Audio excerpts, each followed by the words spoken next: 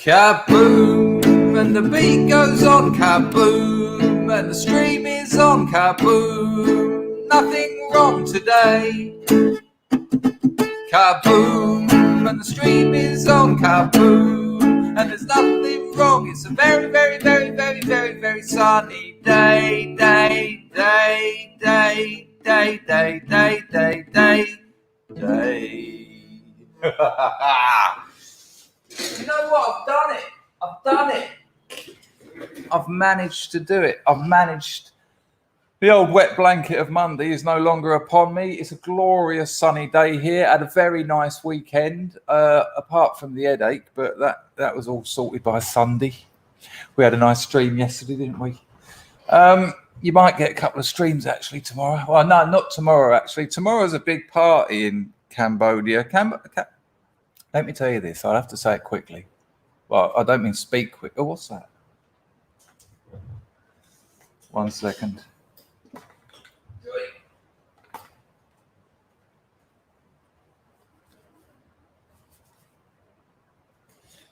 There you go. So it was all a bit, you got to get your vax passports, you got to get this, you got to get that. You're not going to be let in anywhere if you don't have them. And for about 3 days, that was the case. It was like, no, you can't come in the supermarket. Have you got that? Have you got that? You can't go here, can't go here. And that's finished. The hilarity of the lawlessness. I have to be careful, obviously, so I'm being a little bit non-specific about locations and exactly what I'm talking about. But this place, I've got a mate who Tommy. Hello, mate. Tommy checking in. Been a while, loves. Nice to see you, mate. Always nice to see you. Lovely. Oh, look, he even said it before, but got no response. Tommy's original old school scrubbage. Tommy got shit-faced on the in real life meet up at the Dangerfield Chinese prescription.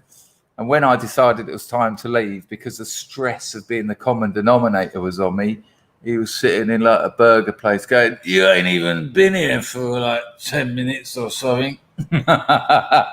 His sober missus was going, you'll be all right, rubbing his back. Long time ago that, Tommy. You're an old man now, and you were but a boy then. Good to see you, though, Tommy. Hope you're all right. Still with the same missus? Let me know. What was I saying? Yeah, that's an interesting point, actually, Ian. It's my mate lives in Thailand, right? And they've done this sandbox thing. You can go to Phuket. They've opened Phuket up. But apparently there's no bars open and you can't drink booze and there's no clubs or something. Or there is, but they're not meant to be. But here, we went for a burn yesterday. We ate out at a restaurant and there's new hotels being built. I mean, look, this isn't me going, oh, we've got it lovely here. What we have got here is a government that's dealing with things in a different way. Oh, imagine. There isn't like this mad paranoia that everyone's going to die. There's like an acceptance that there's a new illness.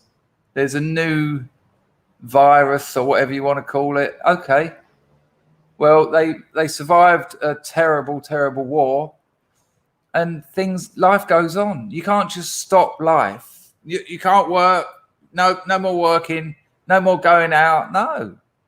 And I tell you what, we went out for lunch and it was lovely. Listen to this. This is a little bit sentimental. Is that the right word? Or maybe just a little bit squishy. But when I met my missus, she's a peasant girl. Right, she may well have been upside down in her underwear on a pole, but she's a peasant girl. She didn't know a lot about the world. Then she met me. But she didn't even know what a bank was, right? But now she's got a bank account and I got her a card and you can pay ABA. I think it's the Advanced Bank of Asia. They've monopolized Cambodia. There are others. There's one called something like Shopahapahani or something, Sopahoni. But ABA have nailed it. You can pay for it. You can buy a petrol for your scooter with ABA. Telephone, just scan codes. Pretty much everywhere accepts it, which is well handy. because to get anyway, you don't need to. You can understand why that's well handy. Well, the amazing thing about scanning barcodes, and so we went out for this dinner, lovely food, and the bill come in, and I was just sitting there. We have like a no phone rule when we're out for dinner because it's fucking rank, just both sitting there doing different things. Nice meal. This is a time to talk. And so I was just checking it out, and I've got this thing where I don't take it for granted that I achieved something I wanted to achieve. I wanted to live out here, and I just make a point of trying to look at things new and afresh, because if it's a different day, it's a different thing. It's not, things aren't self-identical. Yeah, a lot of you'll know where that quote's from. Nice one, John. I like the sound of that. That's the kind of Monday morning optimism I like. And I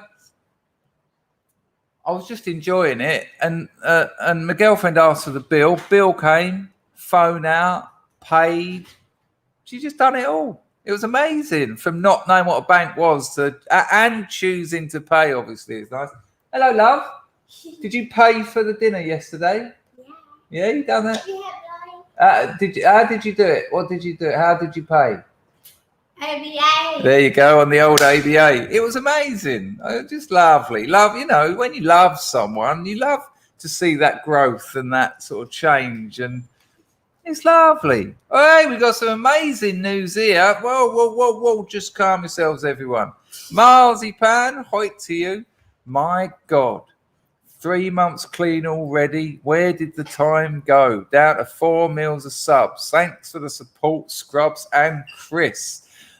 Ian wanted to say something lovely to me on the live stream and was absolutely fuming that there was technical difficulties, but he sent me an email and he said he's not just an hard case, believe me. He said some lovely things, and although it's a pleasure to help, you done the heavy lifting, mate. I just said what I say. And Scrubs are already on it. I reckon that's a 3 in the chat. Nice one, Ian. Congratulations. And you'll be off that. Plastic African, thanks for the donation, Ian, and well done, mate. Subutex is buprenorphine. It's a partial agonist, I think. So what it does is, first thing it does is wipes all the smack out of your system, which is fucking unpleasant. Really unpleasant. You're meant to wait till you're withdrawing and then have it. But if you go to rehab, they go, no, have it now. And you'll go, no, it'll make me feel sick. I remember I went to a rehab. I was doing about 10 bags a day, and they give me this 6 mil subby, and they said, have it now. I said, I have my last hit in the toilets across the road from the rehab centre. If I have that now, I'll be in a terrible mess. She went, oh, you've only just arrived and you're telling us how to do things. I said, how many times have you had Subutex? She said, oh, it's this attitude, is it? I went, no, just out of interest. She went, never. I went, right. I went, I'll take it now. I said, but you can clean the shit and puke up. She went, just do it. I went, all right. And I knew what had happened. So it's sublingual, under your tongue. So it's gone under my tongue. First thing, you feel quite good because there is opiates in it, but they're partial. That's why it's a partial agonist or antagonist. I can never remember. I think it's agonist. But agony, oh yeah, give it about an hour. I couldn't even go to the rehab for 3 days. They tried to make me. About 3 hours later, they carried me in, and the boss went, "What are you doing?" Because they were shitty staff who'd only come out of the treatment centre themselves a few months ago. They thought, "No, you can do it." And the boss, who's my sponsor, they went, "What are you doing?" And they went, "Well, we thought we should bring him in." He went, "Look at him." They were holding me up. They carried me in, and I was just like, "Argh!" And it was just tears, snot, everything. They went, "Take him back to the house. Bloke needs to lay down." 3 days it took me to recover from that subtext, cunts. But, they won't listen. I think they listened after that. However, if used correctly, if you let yourself get sick first, so you're withdrawing, then you have it, it gets you out of trouble. And then it's a nice, if it's tapered nicely, it's quite easy, but then you have another little one at the end. So there you go. Buprenorphine, plastic African, if you want to look it up. There used to be something similar that was quite popular in prisons. I only know that because people used to get me to catapult it over the walls called, at Belmarsh, called Temgesic. It's very similar to what in the old school was called Temgesic. Ian says, I'd advise any addict, I assume he's talking about opiate addict, to try precipitated withdrawal. They gave me Subutex. Oh, there you go. There you go, Ian. That's exactly what I said. They gave me Subutex when I was full of morphine in the ICU. Fucking idiots. Yeah, it's mental. And I bet you were like, oh, that's helped. Oh, that's fucking great. That's exactly what I wanted. Whereas if you get very sick and have Subutex, it gets you out of it. But you know what these places are like. They want you in and out. You know, they just want it in and out. Google would have answered the subject question, but Danefield offers a definition like no other. Oh, I've been there, Tommy, been up and down there. Plastic African says, I don't need it. I've never been in smack. I've smoked it once and hated it. Well, as I've said, and as I've said in stories, it's a painkiller. It's a physical and mental and emotional painkiller. And when we all started doing it as like young men, some of the blokes just were like, it's just like you puke a few times when you first have it, if it's half decent. And by half decent, I mean idiots. And most of us were like, I don't know what you get out of it. But those of us carrying around loads of emotional pain were like, this is what it's like to feel normal. You know, this is the junkie myth that junkies are chasing a hit. They're not. It stops giving you a hit after like week 2. But what it does do is bring you up to normality. You know, it's a peculiar thing. So yeah, if you hate is a bit strong, hated it. Maybe it just wasn't for you. There you go. I pissed and shit myself. I felt like I did when I was upside down on the hill. Crazy. Yeah, they don't know what they're doing, do they?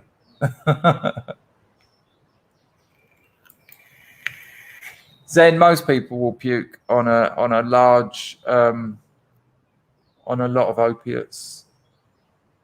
But that's terrible. They gave you too much. They gave you too much.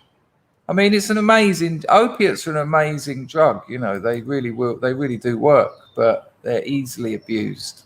Anyway, let's not make the Monday morning a smack stream. We're actually celebrating Ian getting off the stuff, but we'll deal with this one. A friend of mine recently started buying subbies, because what happens is people who prescribe them sell them to buy heroin, you know, and methadone. Of course they do. So they sell them to non-addicts. I mean, 2 milligram of Subutex, and I was being prescribed 30 milligrams. It's so much. That'll kill a small school, all of them. And so you can sell 2 mils for like a £5.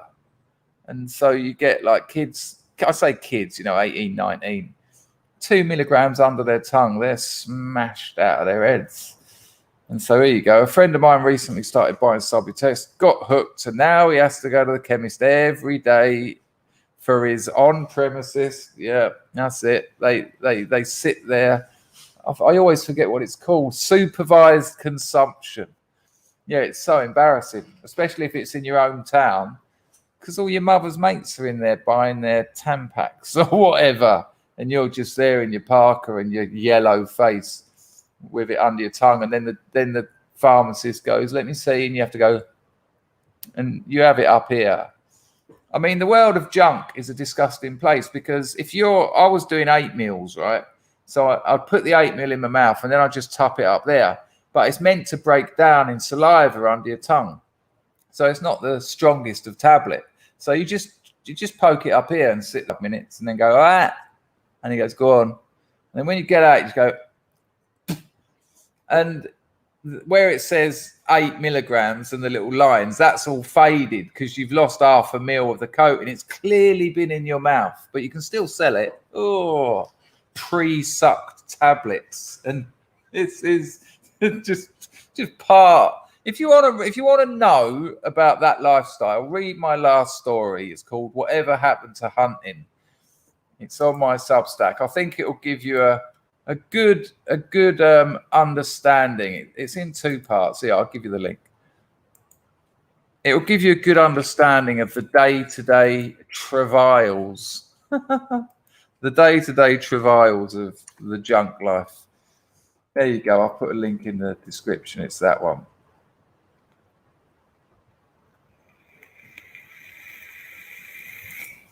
Plastic African said, when I was a kid, I was attacked. I was abducted by knife point. He dragged me into a bush and hurt me, but bad. I thought I was going to die. I gave him my shoes. He let go of me and I was gone. Jesus. Good Lord. Clark says, I liked hunting. I hope he's okay. I think it was him in the French house. I mean, I tried to, I don't know, spoilers, but I tried to allude to the fact that we were pretty much the same person. You know, I could have been looking in the mirror in the start of the story, and then at the end of the story, I'm looking in a mirror and I see him. It was almost certainly him. And yeah, I missed him. Lovely bloke. You know, we spent 5 days together and barely said a word, but rare to meet another junkie and help each other out every day. Like one day he had a bit of cash, or one day I had a bit of cash. There were some other incidents, but I had to obviously pace the story. No, interesting bloke, actually. I felt for him. Really saddened. He was so sad. Me too. I mean, maybe he'll read that story. Maybe that would be nice. It'd be nice to get an email one day. Oh, remember me? First thing I'd want to know is, what's your fucking name? Oh, John, that means the world to me. That means the world to me. And so does that, Clark, because that was part of what I wanted to tell. You know, how do you have a character like that and like him? These are the kind of things that I have to deal with as a writer, because I wanted you to like him, because I liked him. But he didn't do much to be liked, but a few words here and there, and you know, he was a broken biscuit like the rest of us. So there you go. That's all very nice. I'm early, am I? What the fuck have I done? Am I actually early, or was I just not late? Or have I done something wrong? Hello, Livy. Livy says it's freezing. It ain't here. It was quite the opposite. My missus went to see a dermatologist.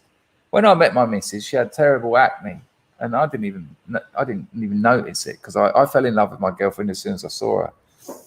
And so when we got together, she was really sad one day, and I went, "What are you sad?" She said, "My skin."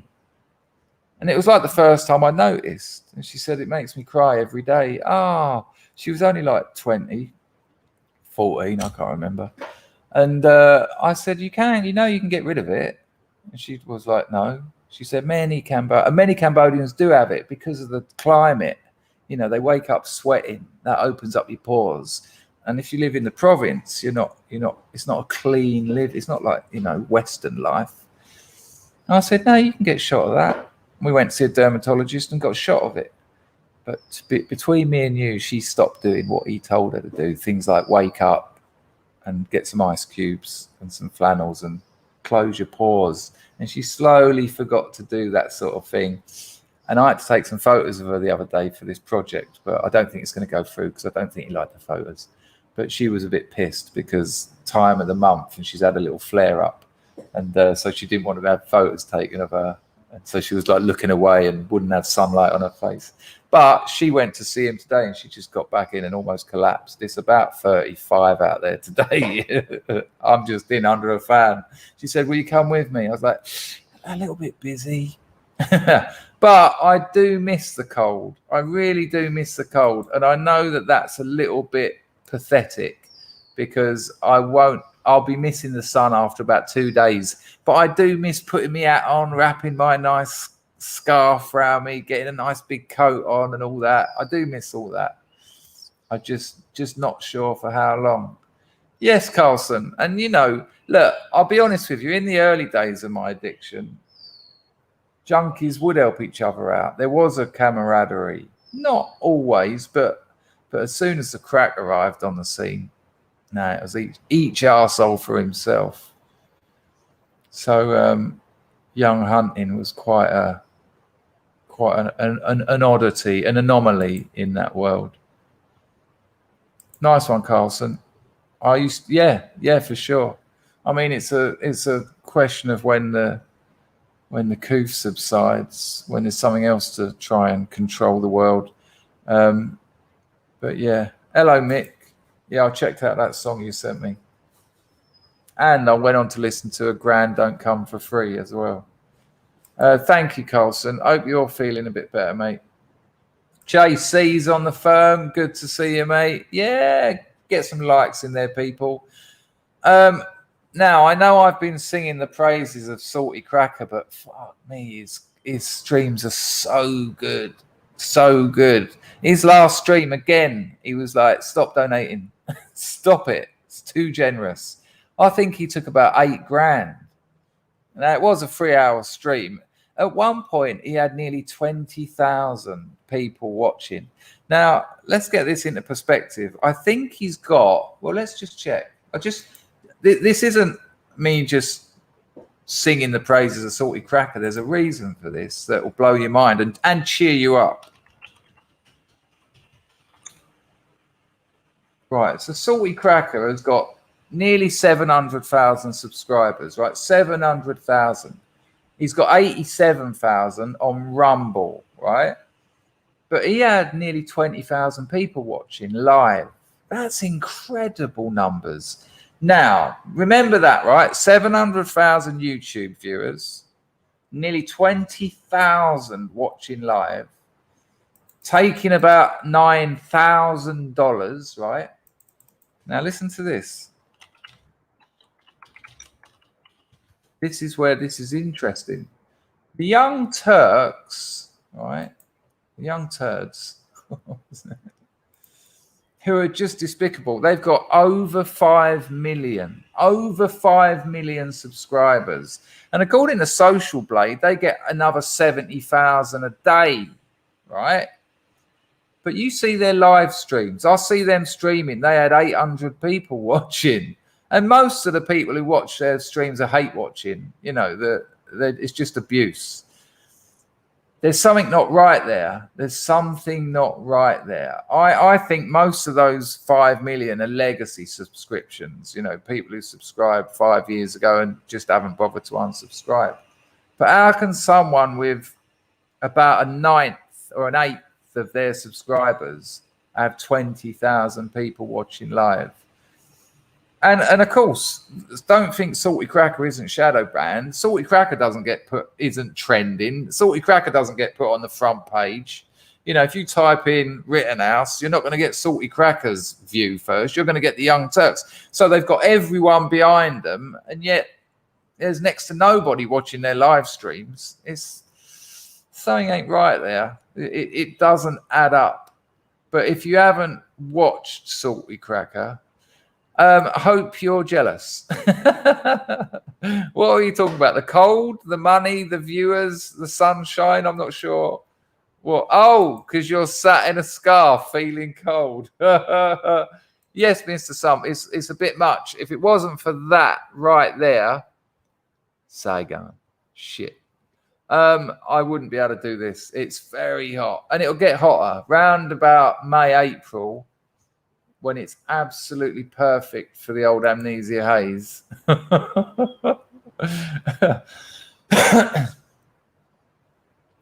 Kajetel says, cold you can fix by wearing clothes or moving. Heat can be oppressive. They're all over us. Everything's oppressive these days.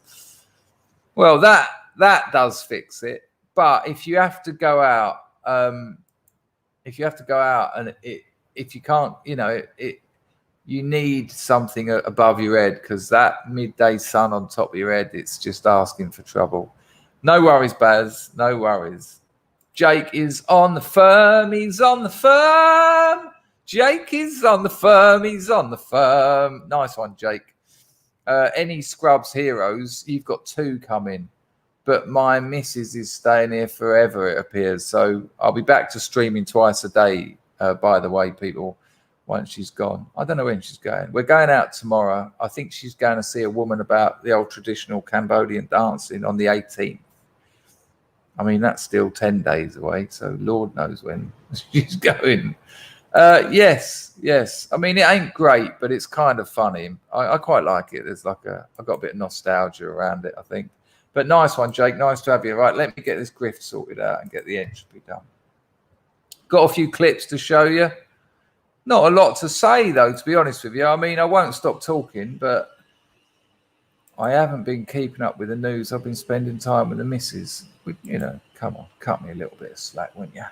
But I have got some funny and interesting clips. Oh, Colin Kaepernick's been getting back in the press, which is all he seems to do. I read somewhere that Colin Kaepernick, right, he hasn't played professional football, American football, I don't know why they call it that. He hasn't played for 5 years, but he says he still gets up every day and trains because he's not going to give up hope on taking a team to the Super Bowl. No, you were benched and now no one wants you. You're too much trouble with your politics. Go on, fuck off. It's ridiculous. He said that in a recent interview. The man is such a media whore. His PR people, his management will just be saying, come on, man, say something controversial because no one's talking about you and you're not a sportsman anymore. And so he did. He managed, right? I reckon they said to him, and I'm serious, this isn't me taking the rise. I didn't even get the grift out. Let me get the grift out of the way and then I'll tell you what I've got to say about Colin Kaepernick. Right, you know how it works by now. How is it? You can become a member of the stream. That's what Jake Marwood just did. That's the top link in the description. There's free strata. I do a private stream every month for those. If you join the top strata, you can see all free private streams. Second one, the bottom two, last one, just that one. But the last one's only like £1. Super chat, that's the $sign at the bottom of the chat. Entropy is very good because you don't give YouTube a penny, not a cent. I've just going to pin the entropy link to the top of the chat, so it should be up there now. It's also in the description. SUBSTACK is a weird one. You can do like a monthly donation, set it off and it'll go. That's in the description. I checked yesterday, it's not 5, it's 7 monthly subscriptions on SUBSTACK. It also gives you a channel direct to me, and I do actually talk to my SUBSTACKs quite a lot. It's quite nice. One of them's moved to Cambodia. Check that out. There's another I have met. It's so weird. When you move to somewhere like Cambodia, you think, you know, when you've lived in Soho, where you meet your mates every day, because everyone goes to Soho for a day out. And when you've been to like 5 universities, done stand-up for 10 years, you've built up quite a big sort of, not friends, but certainly colleagues or people you know. And, you know, every morning, I'm in Soho today, do you want to meet up? So, you know, but when you go to Cambodia, it's not Thailand, is it? It's Cambodia. And, but I think I've probably met 10, 15 scrubs out here. That seems absurd. But another one has moved out here, and I think he just got out of quarantine a couple of weeks ago. And I was saying to him, listen, mate, maybe I should have warned you, but it's a bit Pax Varsport at the moment. But I think I did say to him, I don't know if it'll last, and it hasn't. So I'll be meeting up with him when the missus goes, have a cup of tea with him. That'd be lovely. Anyway, old Kaepernick, I honestly think his management have said to him, oh, I forgot my last grift line. I don't expect to get rich. I don't. This has never been a financial project, but I do expect, and I will say the word, I do expect a few donations because I put a lot of time, energy and effort into this. It's not just this bit, it's knowing what's going on in the world and having something half interesting to say about it. However, and I like to add, it does balance out about right. Over a month, I get my monthly report and I think, yeah, that's fair enough. They're a generous bunch of scrubs. And I like the way that it's kind of spread out between different people. And then occasionally someone puts a big chunk in. And Yeah, so thank you all very much. I've got no complaints. I love it here. Scott, some more. Hello, mate. So this is the fella who Rags turns up on. So get a look at that. I'll put a link in. I'll do it now, actually. I'll do it right now.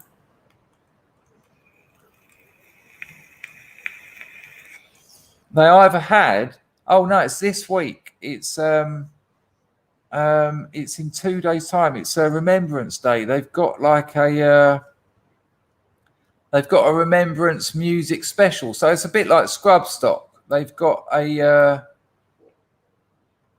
a Remembrance music special. I think is that Scott some more? Is that the Bard's channel? I get a bit confused. Help us out, Scott some more. But I'll put it in. I'll put the link in. I think they're connected. Well, they're connected by Rags anyway. So I've just put the Telegram link so you can find out all that stuff, or anything that Rags has got anything to do with. No, man, cracking channel. I mean, I get over there to listen to Rags because he's my main man. But no, it's cracking stuff. I like it. Oh, excuse me. Nice one, Baz. That's all right. Right, that's the Bards. That's not the same thing. Right, hang on. I have got the link somewhere. I'm sure I have. Yeah, here we go. So it was too late, but you can obviously still see it. So they do this Sunday with the lads thing. This is Scott's Amore channel. So this was obviously, I'm assuming, yesterday's. I've put the link in the chat. And yeah, go and check it out. You get to hear Rags, and Rags is good. And Rags has been filling me up on the whole Northern Ireland thing, because I just said to him, I outright don't know anything about it. And he's been sending me loads of videos, and my understanding of that situation has become well, acceptable. I could actually converse with someone now without just going, Ian Paisley and Martin McGuinness. Hello, Brad. How are you? You're usually not up early enough to catch this stream. Oh, lovely to see you. There you go. JC's put the Scott's Amore channel in the chat. Right. So Colin Kaepernick, I honestly think, because I know a little bit about these things work, I honestly think his management have said to him, listen, can't you just say something about slavery? And he looked at his whole life. He looked at every aspect of what he's done and thought, where can I insert the buzzword, the high-ranking virtue signaling, race-baiting grift word, slavery? Because you've only got to say slavery as a black person in America at the moment, and the media will just be camping in your garden to go, yeah, what did you mean? Tell us. Yeah, hate whites. Tell us about hating white people. Go on, you puke-ass leftists. Let's milk this one. And wouldn't you believe it, he managed to slot it in to his professional football career. Now, that's right. So apparently, when they are selecting for who's going to be in these professional teams, that is like slavery. Can you see the links? Can you see the links from being bought from an African slave trader, shipped across the Atlantic? And that's if we only pick a particular slavery and not the slaveries that existed in every other single civilization leading up to that one, right? Oh, and some after the British ended it. It still goes on in Arab and African nations, but, steady, the narrative is other to the truth.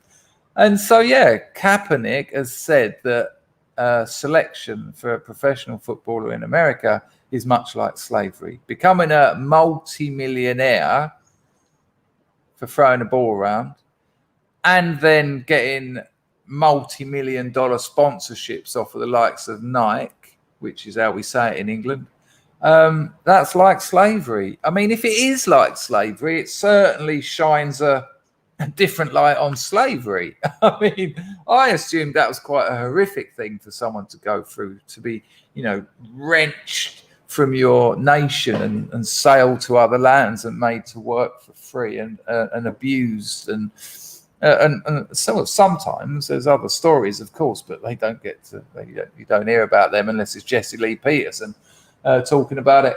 But apparently, no. Apparently, it's like being a multimillionaire footballer, celebrity. You get invited to all the top New York glitzy glamour parties and all the Hollywood dudes. And yeah, slavery suddenly seems quite wild in that context.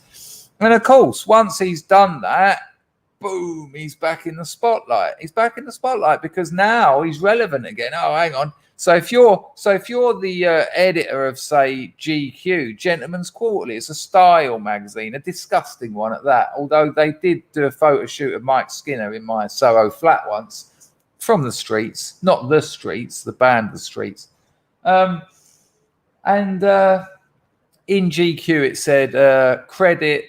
Photography, Alistair McClellan. Location, Dangerfield, Soho, Garrett. I stipulated that they say that because I'm a twit. But yeah, so suddenly the people are on him again because he's relevant again. This man who hasn't kicked or thrown a ball for 5 years, who still gets up every morning to train because he wants to take a team to the Super Bowl. Is there somewhere I can bet on that? Is there somewhere that I can bet on that? I mean, really, let's have a look at this little article. Don't worry, we won't dwell on it. But look, because he said that, now he's in GQ. Little article about his watch. Little article about his watch. And check out what it says. Colin Kaepernick's watch welcomes the haters. Now, check this out. Well, this is from GQ. Welcome to Watches of the Week, where we'll track the rarest, wildest, and most covetable watches spotted on celebrities. Colin Kaepernick has mostly laid low. Has he? Has he really? Is that what he's done? He's laid low, has he, Colin? I mean, I haven't heard a peep out of him since every single day. Since his playing days came to an abrupt halt. Yeah, that'll happen. He's done the occasional photo shoot. Oh, has he? The occasional. And night commercial. Yeah, I remember it. But as mostly eschewed interviews and the splashy tell-all book. Oh, right. I mean, the man's a mystery. No one knows what Colin thinks about anything. I mean, he has laid low. I mean, well, after his football career came to an abrupt halt, there's usually a reason for that. He's just been nowhere. I mean, I've been going, Colin, where are you? Colin, what's happened to you? You seem to be a man under the radar. What a bizarre opening gambit from this liar. It continues. Those days of flying under the radar appear to be over, though. He's got a new Netflix series, Colin in Black and White. What do you think that'll be about? What don't bother putting it in the chat, but what do you think? Colin Kaepernick, will it be about football? Maybe it's about football referees because they wear black and white, right? Maybe that's what it'll be about. Everyone knows what this is about. Everyone knows this will be about his struggle. They won't be translating it into German, but this will be about his struggle. You know, the way that his biological black parents abandoned him to an orphanage and a white couple took him on because America's racist. And gave him a great life and a great education and supported him. And he ended up being a professional footballer because America's racist. So he's going to now probably do a Netflix show where he celebrates the fact that white people adopted him and gave him a great life. And the American viewing public of football, which is largely white, actually put the money in his pocket. I'm sure that's what it will be about. That's a definite, because looking at the evidence, you'd want to say thank you and you'd want to elevate the nation that's given you all of those opportunities when your biological parents just fucked you off. You know, it's obvious. You're going to have some gratitude. You're going to have some humility, and you're going to say thank you. So I look forward to seeing that. And predictably, conservative talking heads filled a lot of airtime screeching. There you go. Conservative talking heads filled a lot of airtime screeching over a comment that Kaepernick made in the show, comparing the NFL draft combine to a slavery auction. Now, here's the mad thing. So GQ have gone there. The conservative talking heads were screeching. No, we got in first with the screeching. You lot, don't try and turn that one. You can't meme. Don't try. But that's it. That's all they say. That is it. He recently compared the NFL draft to a slavery auction, which is nothing like. And that's it. The next line after they drop that in, like, oh, you know, this is where we are now. You know, fuck people with a sense of reality. The next line after they say about comparing the NFL draft to a slavery auction, the next line. Meanwhile, he pulled up to the Los Angeles premiere of the series with a watch that said, "Oh, you mad, huh?" That's what his watch said. "Oh, you mad, huh?" Apparently, it might have some kind of engraving on the back, which is good because only you see that. So, actually, I prefer that. It's quite a nice watch, though. There it is. But the engraving is on the back, which means the only person that will get to see that is Colin Kaepernick. And, you know, learn from that, Colin. Maybe keep your crappy, divisive, aggressive, your nation is burning down, you ungrateful cunt ideas to yourself. Stick everything you want to say on the back of your life's watch strap, please.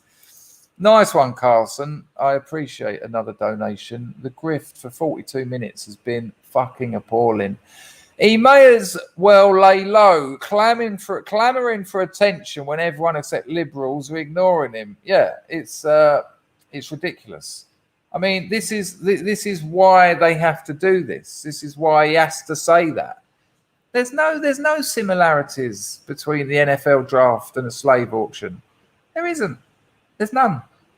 I tell you, his management would have said, can you drop a race bomb? Because no one's talking about you, and we're gonna have to take you off our books. What can he do? What other skills has he got? A footballer? No one wants him. He can't play the game well enough. All he can do is race bait. This will be the rest of his life, race baiting. You know what would be miraculous is at some point he grew up. At some point, I mean, it's tricky for liberals, this. But at some point, he could mature and become a man and not a boy.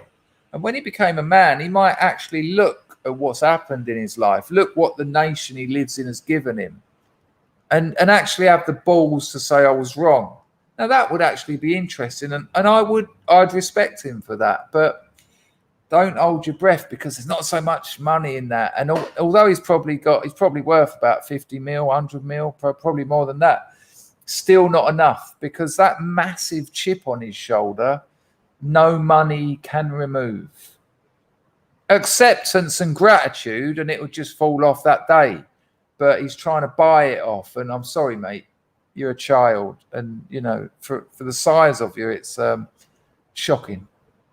Thank you, Carlson.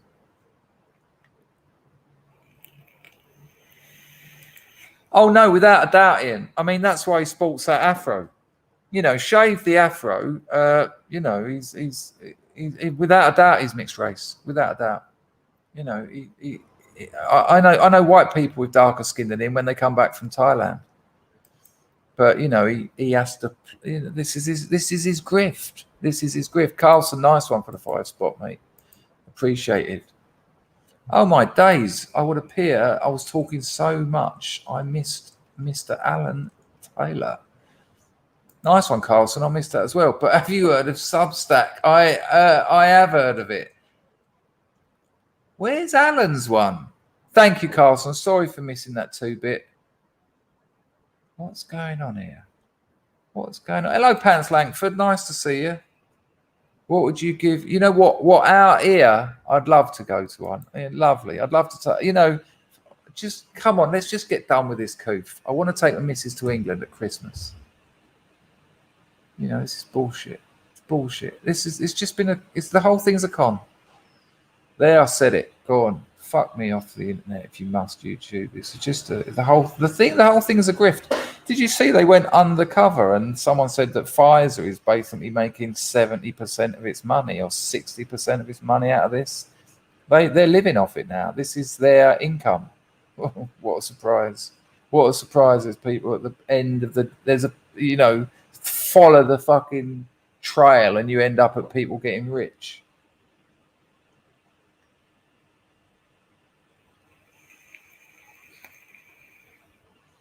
Zeitgeist. Hello, mate. He says it's exactly the same, but instead of being paid millions to be a slave, I can't read that, you bastard. I didn't think it was going there. Yes, John B. Yeah, yes, Rathchild. One day, when I am a massive YouTuber, I will actually commission a series of plow sets and dish them out to the scrubs. There you go. If ever I become a multi-millionaire, I'll commission a series of 7 would make more sense, plow sets. And we'll have some kind of auction for a worthwhile charity. I'll get them made by a bloke in Cambodia. Lolex. The Lolex plow set.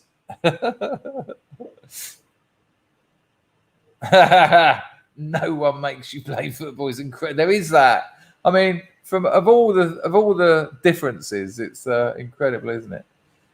Why can't I find? There you go. Hello, Alan. You're all right, mate. Nice to see you. I thought I'd missed that. Nice to see you, Alan. Hope you're all right, mate. Are you back at work this week? I've got a really hard day. I don't like mixing work with pleasure, but my business has just hit a fucking brick wall. Real dramas. However, I'll tell you this now. Anyone who's interested in entrepreneurship, I'll tell you now. About 80% of my work is dealing with other people's failures. That's what being an entrepreneur is. If everything runs smoothly, I wouldn't have to do anything, but it doesn't. And we had an absolute bombshell land in my emails on Friday. So, you have to get on with it, don't you? You have to just get on with it, and I will. Mike, nice one. Have some of my retirement money. That's what it's for. Thank you, Mike. How is your serious question? How is your retirement? Is it great? Did you? Yeah, a serious question, Mike. Just because I'm interested. Did it work out? Did you retire with a decent? Did you tuck up a bit of cash and? I mean, obviously you can't go anywhere. I always thought when I retire, I'll just go on like a 2-year holiday. Just go around the world a couple of times. Let me know, just out of interest. I mean, it's kind of personal, so it's obviously your call what you tell us. So yeah, Colin got in the news by saying something nonsense, and then he turns up in GQ talking about his new watch. Thanks, life. What absolute insanity! Right, we'll move on from Colin because he's dull. Check this out. Nice one, Loki. Larry. He's a big part of the nation's fires. Yeah. Without a doubt. Thanks for the donation, mate. Without a doubt. Stoked the embers of last year's mostly peaceful burning of America. Madness. Absolute madness. Right, I'm just shutting some windows. Shut that. Right, what else have I got for you? Nice one, Alan. Good to hear, son. Well, there you go. Of course. Well, we it's already been outed that Pelosi has been insider trading. There's more of them that have been caught out. You know, some news comes out that only government know, and suddenly people buy or sell stocks in millions of dollars worth. And then when the news comes out, that stock either goes or, and weirdly, they make an absolute packet out of it. I'm actually just going to have a look and see what happened to Tesla today, because Elon Musk said he's going to sell 10% of his Tesla. I wonder what they've done. In the last 7 days, up 28%. Hasn't affected it at all. There you go. Right, I've got a little video for you. And the Me In It's on the firm. So if you don't know, Mr. and Mrs. Me In It, they've got a Mandom shed bar. It's like a real boozer. When she first told me about it, I thought it would be like my mother's shed, which is like a little box. But no, it's got a bar with pumps, and it's got a neon Mandom sign, and you can get a full crew in there. Now, they had a fancy dress party the other night, and they got all their friends down, and one of them dressed up as the Joker, and the other one dressed up as some other weird Halloween party. Hello, Ed. Long time, mate. Woke up. It's 4:20 in New York. Glad to see you. You're live instead of reruns. I've been live again for the last 2 or 3 months, I think, Ed. I got back on the saddle. I thought, I had a bit of trouble with the old diazepam and made some bad decisions. But I'm back on it. Nice one, Ed. Good to see you. Hope you're doing all right. You know that fella you put me on to who was selling real estate in Cambodia? They ain't selling any anymore. I don't know if it's the COVID or whether, I mean, out here, there's new hotels being built. I've seen about 3 go up in the last few months. Like, it's out here, it's just booming. I mean, you know all this because you know about the Cambodian situation. It's been tipped as the next big Asian success story. They reckon it might be like Singapore in a few years. It's certainly changing rapidly. Nice one for the donation, and good to see you, Ed. Poke the Bear retired at 56, enjoying every moment. That's a good age to get off the wagon, isn't it? Off the work wagon. Nice to see you, mate. Hello, Viking woman. Nice to see you. I'll put it on the screen, but we can't talk about it. There's certain limits. But yeah, shocking. I read the story.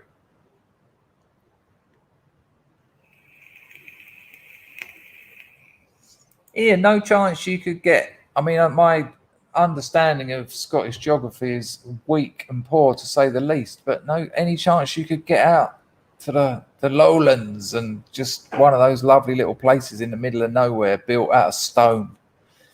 Get a nice wood burner.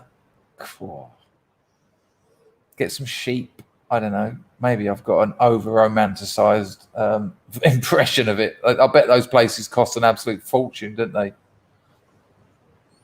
There you go. If we do the IRL, maybe have the Scrubs meet up down at the Me In It's boozer. I don't think either are in at the moment though, which is a terrible shame because I'm about to play their video. Hello, Shane. Good to see you. Yeah, you know what I mean. Yeah, it'd be lovely, wouldn't it? It's a bit Highlander. Yes, John. It looks gorgeous up there. Right, have a look at this. This is them at their Halloween fancy dress party in the Mandom Shed pub. I think that's Mr. Me In It in the Joker outfit.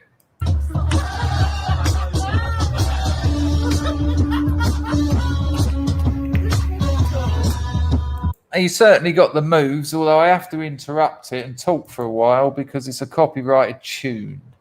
117 people in. How lovely to see you on this Monday morning. It's wonderful. Yeah, let's see them partying. What a lovely couple they are.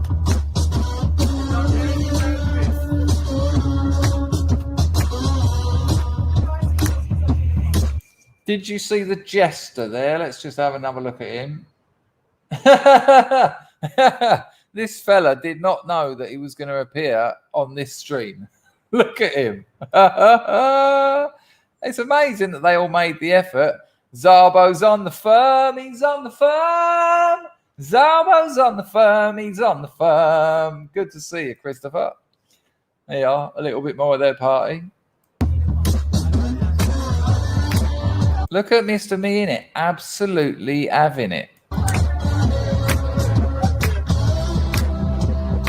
Shit-faced.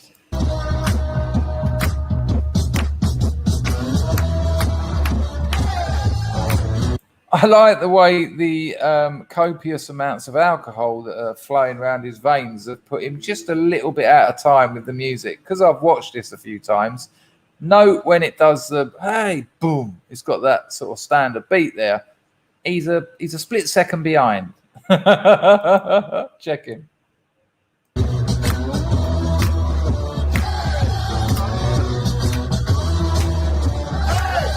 Oh, we got that one. Yeah, he's lost it now. I think that's all I can do because of the music. But what a lovely couple. And she sent me another Christmas hamper. So that'll be making its way from Angleterre to the Bodia soon. And it's got that cherry and rum liqueur and a Christmas pudding in it.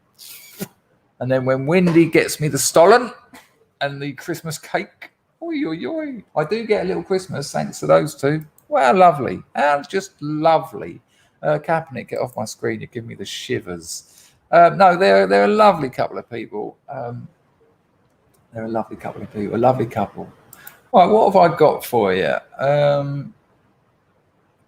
So this is quite interesting. I don't know if it's what we'll have a look at first. So right, so just because it is Monday, let's not dive into the heavy stuff just yet.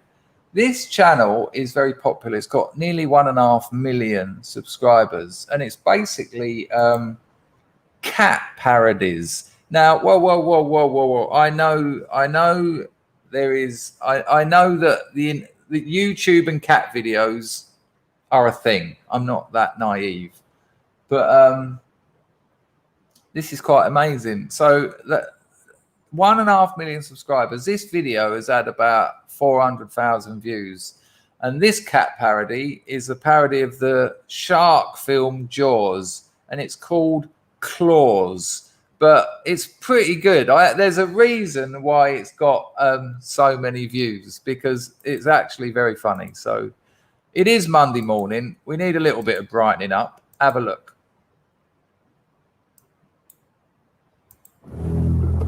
What we are dealing with here is a perfect engine. An eating machine. Great black cat. Stake to claim in the waters off Amity Island. You yell barracuda. Everybody says, huh? What? You yell cat. We've got a panic on our hands on the 4th of July. This cat. Swallow you whole. You ever have one do this before?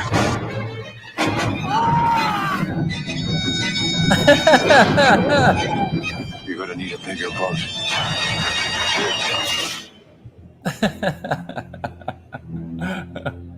Come on.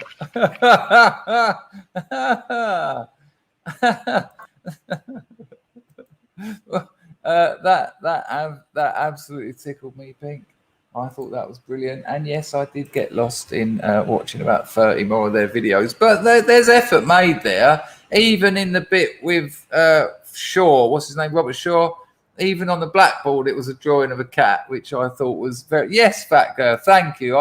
I'm glad that I'm not being just not. It was good, right? It's not just rubbish. What's the channel called? I think it's Owl, as in. Ooh. Has that cleared it up? OWL Kitty. Owl Kitty. I already closed the screen. Yeah. So, yes, these are good. This is good. I'm glad you enjoyed it. Yes. All right. Yeah. Okay. We'll have a look at that one. Don't worry. We'll have a look at that.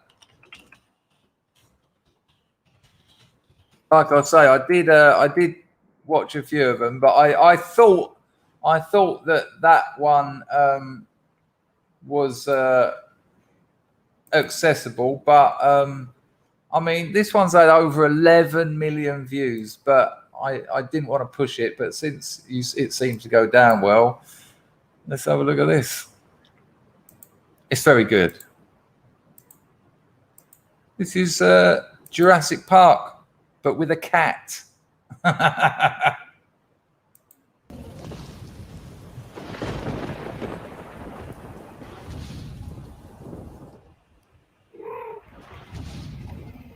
Keep absolutely still. Suspicions based on movement.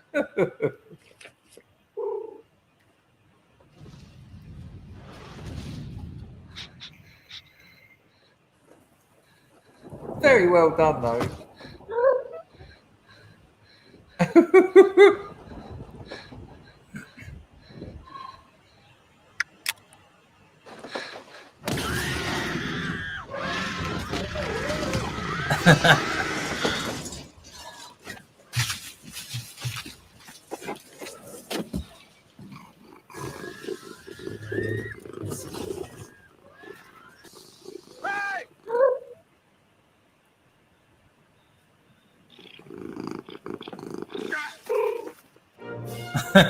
There you go. That's the name of the channel. I need some water. Now, the reason I did... Oh, hello. There is... Oh, look at that. Oh, that's a weird image. There is a reason I showed you that. There was a reason I ended up searching for cats, and I'm going to tell you why. Good Lord, this is a week-old paw. All right there?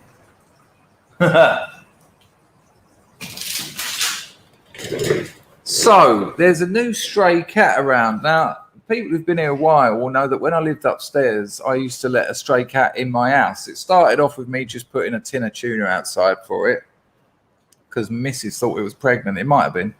And in the end, it was just in and sitting on the bed, and it was like I had a new cat. And at night, I'd chuck him out, and she went and done whatever she done. And then it bit me, like just into the back of my calf. And there is rabies in Cambodia, so thanks for that. Of course, I was straight to the medical centre for a blood test. Done nothing. I just put some salt on it or something. But there's a new stray cat, and I've seen it since it was a kitten, and it had obviously lost its mother, and it would just hang around here. And now it's grown, and it's got the biggest balls of any cat, and it sleeps there. See this little platform here? Oh, this is not easy. See this platform? It sleeps on that, right? So when I get up in the morning, he's usually on there, but his balls are pressed up against the window. Now, he's a normal sized cat, but his bollocks are like that. They're about an inch and a half big. The biggest balls I ever seen on a cat or a human. Anyway, so for breakfast this morning, my missus had a couple of fish about that big. And it's quite sweet because she calls them swim. What you got there, love? And she says swim. That's fish. There's no sh sound in the Cambodian language, so it's pointless saying fish because that will just end up fi. So swim sort of makes more sense. And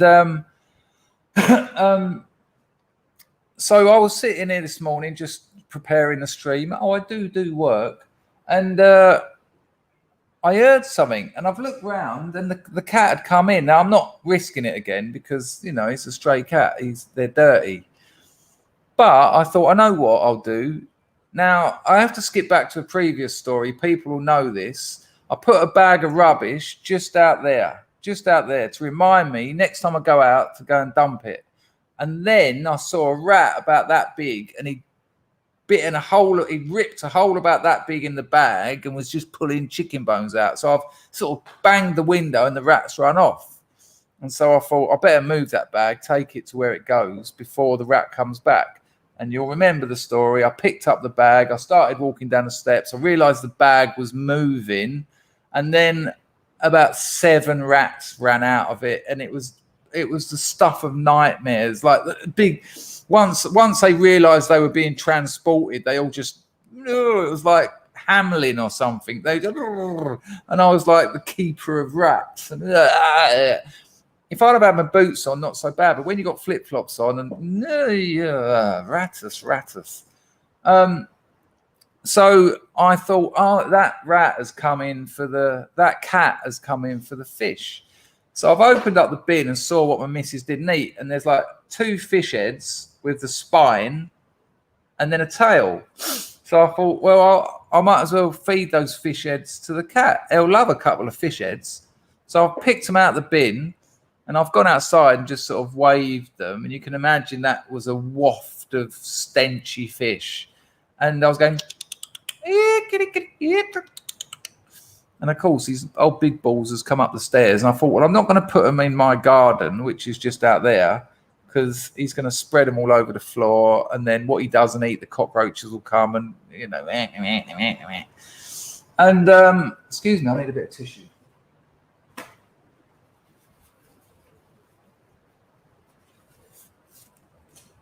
Hi. And so I took it to the bottom of the steps. Now, tell a lie, I only took one to see if they'd eat it, and I took it to the bottom of the steps, and of course he's loved it. He's all gnashing it. You know, when cats they sort of have like a weird twitch when they're eating. So I thought I'll go and get the other fish head and take that down there. Got the other fish head. When I got to the top of the stairs, down at the bottom of the stairs, face off. Rat, cat, fish. Now the fish is already dead, so he's not winning this fight. But the cat and the rat, it was like a Mexican standoff. They were just like, and the cat sort of like lifted up one hand, but it was like really slowly, as if to go, I love you. The fish head is mine. And the rat was just sort of, I thought, I don't really know what to do here. I thought, if I put the other fish head down, the rat might run off with it. I don't want to feed the rats. They're fucking big enough. So I just let it play out. And I shit you not, the funniest thing happened. The funniest thing happened. No worries, JC. I'm on them. Let me just make sure they're still there. Nice one for the reminder. So I thought, what's happening? So the cat, big balls, like I said, he's got his right paw out. And I was thinking, what's he going to do? Why the slow paw?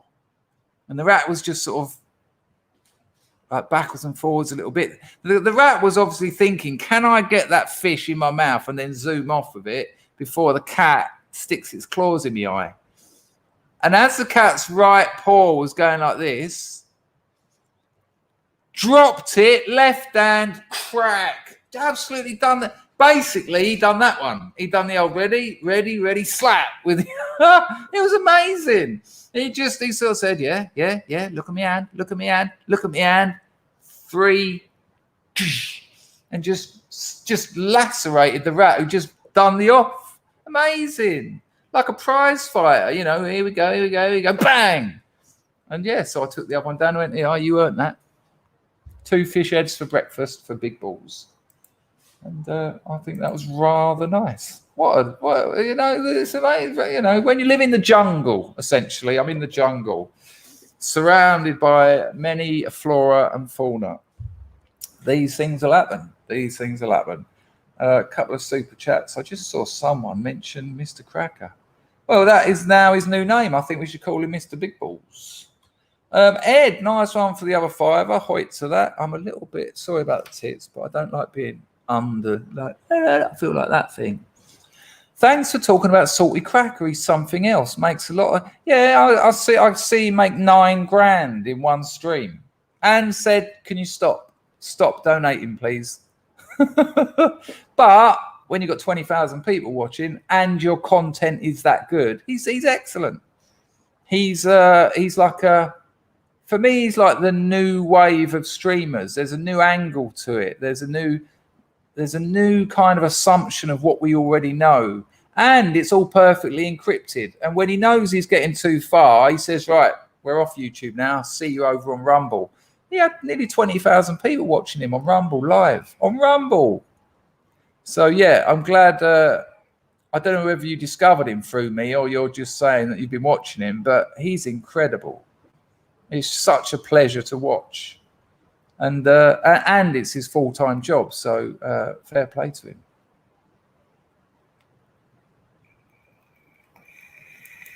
Thank you, Grego. That's what he said. I went and had me rabies test, and he said you got the blood of a 30-year-old. The weird thing about that, Grego, is when am I going to stop saying it and it be relevant? Because I had the blood test when I was about 44.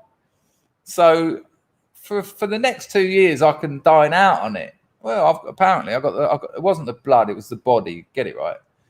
You went, I don't know how, but you got the body of a 30-year-old. But that was a long time ago now. I'll be 60. I'll be sitting here going, and I'll be like, oh, my doctor said I got the body of a 30-year-old. But that would have been 20 years ago. So thanks for reminding me, Grego. Much I know appreciative. Cheers, Ed, for that 5 spot. Very kind of you. Let me just check the entropies. We're all good over there.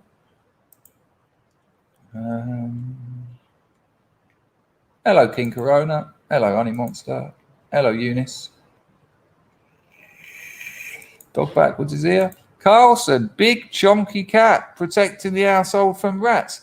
Well, sort of. But the one that bit me, one of the other reasons that made me, and it was sad because I'd been feeding him tins of tuna every day. So for a stray, he was having it off, and I'd have him sit on my bed and that. But then he started bringing mice home, living mice. And people go, oh, that's him giving you a gift. Well, you can fuck your gift.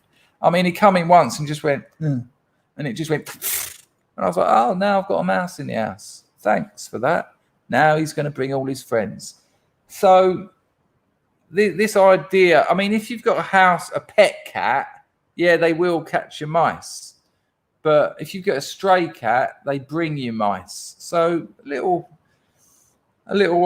fulcrum of difference to be considered there, Carlson. Nice one for the 5-bit.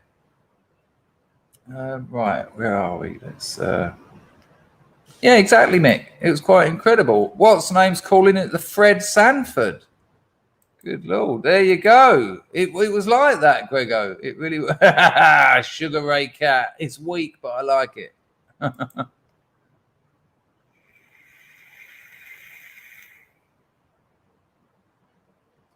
Now, many cat jokes. Okay, Ian, I didn't see any of them. I will check them all out then. Brilliant. Good to know that. I haven't got a lot of time when the missus is about. Yes, I'm sure you're talking about Salty Cracker. Yeah, he's so on it. And an amazing, endless, hilarious articulation. Some of the sentences and words he uses to describe the left. And he used to be a leftist, of course, which is always funny because he's got that real bitterness that he got called into it at some point. Ricky Ratton, there you go. Oh, a bit of controversy. Kajettel says, he just reminds me of Sargon, to be honest. Making fun of the madness is easy. Offering up solutions is harder. Well, he's a MAGA boy, isn't he? He wants Trump to get back in. And I'm with him on that. I mean, come on. Sargon's like sleeping material. Whereas Salty Cracker keeps me up at night. But, fair enough. And the salt must absolutely flow. But sometimes, Kajettel, you just want someone to batter these bastards because you're sick of everyone else being in support of it. Now, I kind of agree with you. He's not really one. His solutions is Trump. And as much as Trump gets a beating, I tend to agree. I think if I was in America at the moment, I'd want Trump. Without a doubt, these people are wrecking the nation. They're wrecking it, and they're trying to.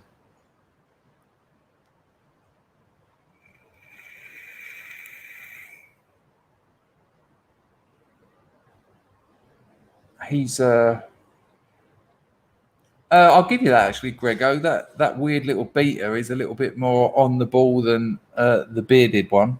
I can't watch Sargon anymore. I just can't. It's just anyway. So while we're on that subject, this is quite interesting that you should mention that. Good Lord, I don't know why I've got that there. This is very interesting. So Young King won in Virginia.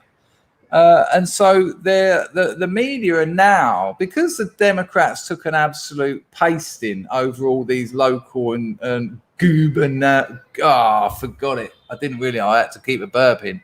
Gubernatorial races and all these other things that was a little kind of red flag to them. Oh, by the way, everyone hates you now.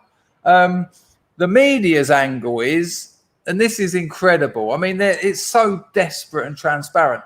The American mainstream media is that all these people won, of course, because they distanced themselves from Trump.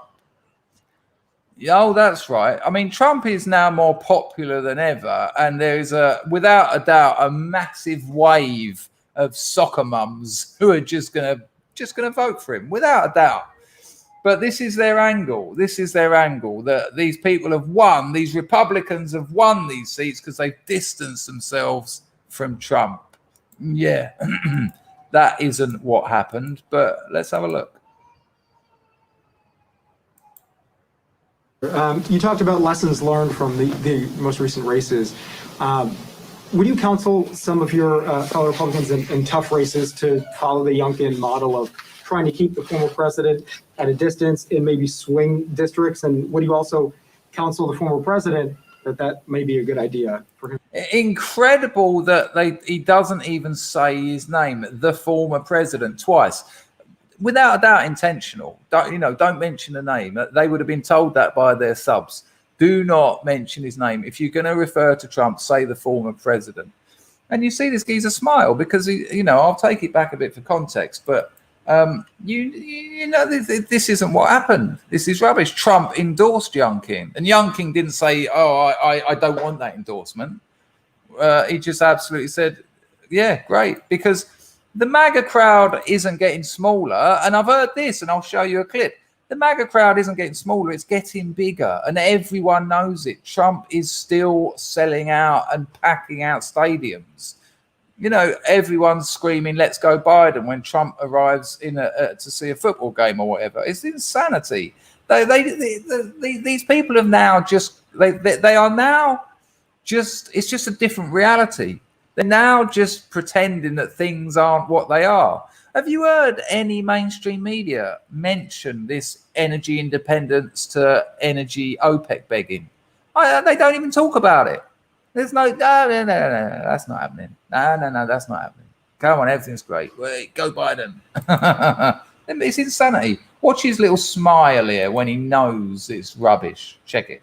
President at a distance in maybe swing districts, and would you also counsel the former president that may be a good idea for him to distance in some of those competitive races? I don't see how the president distanced himself. He endorsed Youngkin in the primary. So no, you're absolutely wrong. You're lying. You're making it up. You're trying to badmouth Trump because you know the midterms are going to be a bloodbath, and the chances are your next president is going to be your actual president, Donald Trump. He did a telephone town hall for him to get the vote out, and we found that the vote got out big. Democrat turnout was pretty close to the same. The Republican turnout is what was larger. I give a lot of credit to the campaign Youngkin ran. You know what he ran on? Policies. In the closing days, you know what he talked about? Making the DMV work. Which is exactly what Trump ran on because he was told to by, what's his name? It slipped my mind at the moment. Come on, people. The scruffy bloke. Brilliant. Made Trump win, essentially. Bollocks. What's his name? He talked about parents having a say in their kids' education. It was a great contrast to what the Democrats are doing. So it was a party more united and adding more people to it. In the last election... Steve Bannon, thank you very much, John. Yeah, absolutely. Steve Bannon was brilliant. Howard, that's interesting. I'd like to know what the scrubs think of that. Howard says, hello, Howard. Nice to see you, mate. Let's hope we get someone better than Trump running next time, though. Well, Howard, this is peculiar because Trump was, in my lifetime, Trump has been the best thing that ever happened to America. I mean, you're obviously allowed to disagree with that, but the Americans in the chat, what do you have you got someone else you would prefer to run than Trump? I think Trump would be amazing. He was amazing. Listen to the likes of Moslab, who is your classic American dream. He'll tell you that Trump was the best president in his lifetime. I'm not putting words into his mouth. That's what he said on this stream. I mean, if he's about or he watches this, correct me if I'm wrong, Moslab, but Trump was incredible for America. You know, and everyone's like, he didn't do this, he didn't do that. It's not that simple. You can't just do things. There's a House and a Senate and all sorts of other mumbo jumbo you've got to get through. And don't forget the media give him 90% negative talk. He also had 2 impeachments and a Russian collusion hoax to deal with. So it wasn't quite made that easy for him. I mean, you know, there's DeSantis, but I think DeSantis is the next after Trump. But, you know, let me know why, Howard. I'll be interested to know. But I think Trump would be fantastic. A second term of Trump would, they need him because what's happening at the moment needs turning on its head. America, we're energy independent. I can't say it many more times. It's absurd what's happened. And I'm glad that I'm glad that all of them, Jordan, Kennedy, Rand Paul, they've all said the same. This is madness. It's insanity what's happening in America at the moment. And I honestly believe that Trump's the man to turn that round. But this bloke saying the former president, and the bloke just went, no, Trump endorsed him. And Youngkin, as he said, ran on exactly the same things that Trump did.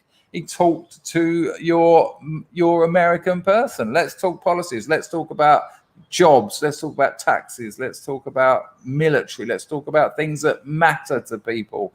Not all this Democrat bullshit that no one cares about, apart from the fact that the country's going down the pan in record time and the inflation is going to go through the roof, and they're begging OPEC for oil, and China and the neo-Soviets are absolutely exploiting a weak America. But apart from those minor things, I tell you now, I will call this, the midterms are going to be hilarious. I will do a 12-hour stream where we watch all of those votes come in, and it's going to be, we're winning again. It is up again.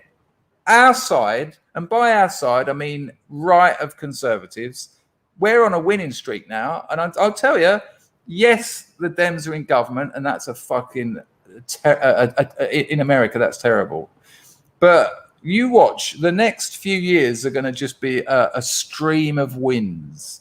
Because people have seen what happens when you let communists run America. I mean, Europe is already suffering. The neo-Soviets have got us by the energy balls. This is just a fact. Thanks, Biden, or whoever's pulling your fucking strings, whoever's got the dare I say enough vaccinations to put their hand up your ass and actually operate your mouth. Speaker Pelosi bragged that they would win 15 seats. The pollsters said the Democrats would win 15 seats in the House. They got the number right, the party wrong. For the first time. That's excellent. That's excellent. And don't forget the truck driver who spent about 100 English on his campaign. It's been called, but apparently they're still counting votes. There's only about 1,500 in it. And even if he does lose, which maybe he has, it's really hard to say because, you know, we've still got some postal votes. We've still got some, I don't know, satellite votes. We've still got some alien votes. There's fuck knows. We'll win. They'll win because, oh, look what we found in I think they found 12,000 votes in a school changing room. Oh, you forgot these because we're losing. Even if that truck driver lost, that the opposition is still lost 16 points. That's not a victory for the Democrats. That's a catastrophic loss because Biden won that by 10 points. No. We're on an absolute winning streak. And thank the Lord. Speaker Pelosi bragged that they would win 15 seats. The pollsters said the Democrats would win 15 seats in the House. They got the number right, the party wrong. For the first time since 1994, not one Republican incumbent lost. And we beat the Democrats, and every single Democrat lost to a Republican woman or a Republican minority. We did that with President Trump on the ticket and with the help of President Trump. Just as new governor Glenn Youngkin will fight and help Republicans win the majority, so will President Trump. And I think at the same time, you're going to find the party expand. This is about addition, not subtraction. And what's driving more people to these policies is they're seeing the failed policies of what the Democrats have provided us. Every American's. It's an interesting point. I was a fan, but he did nothing to protect white America and pander to minorities. Well, okay, there was a fair amount of pandering required, of course, because of the vote. But, you know, Americans I've spoken to, again, I just use the example of Moslab. He would disagree that he did nothing to protect. You can't protect white America. It doesn't. America's a very different situation racially to Europe. You know, you can't just say, I'm going to protect white America. That doesn't get you voted. That gets you alienated.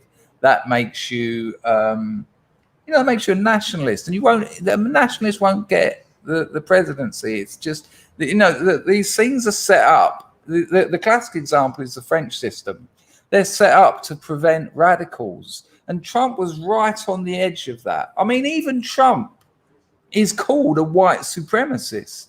You know, they call him a Nazi. It's like, he's not even a nationalist. You know, and I agree. There's a couple of other people in the chat saying we need a nationalist. That's not going to happen. That's not going to happen. So you have to accept within the acceptable limits of who actually can win, what is the best you can get. And I see other people disagree, and that's fine. You know, I am not the owner of truth. I can only give you my opinion, but I am aware of plenty of Americans who absolutely adored and still do adore Trump, and he's more popular than ever. And in my lifetime, without a doubt, in my adult lifetime, obviously when I was 11, I wasn't really interested or aware of what was going on in America, but Trump was the most exciting thing to happen in my adult life in American politics, for sure. And look at the options. Look at the alternative. Look what's happening now. I mean, for fuck's sake. You know, this is why I get kind of a little bit pissed when people, you know, before the last election, people in nationalist circles were going, you know, there's no difference between Trump and the Democrats. And Dr. David Duke, he was on a nationalist show, and he just said, this is insanity what you're saying. And I can't remember what the show was. I think it was probably one of Chris's patriotic talk shows. David Duke, Trump supporter. And he just gave you a long list. He said, this is the difference between a Trump presidency and a Democrat presidency. Bosh, bosh, bosh, bosh, bosh. David Duke, I mean, he's kind of nationalist. I think it's fair to say he's kind of nationalist. But, you know, there you go.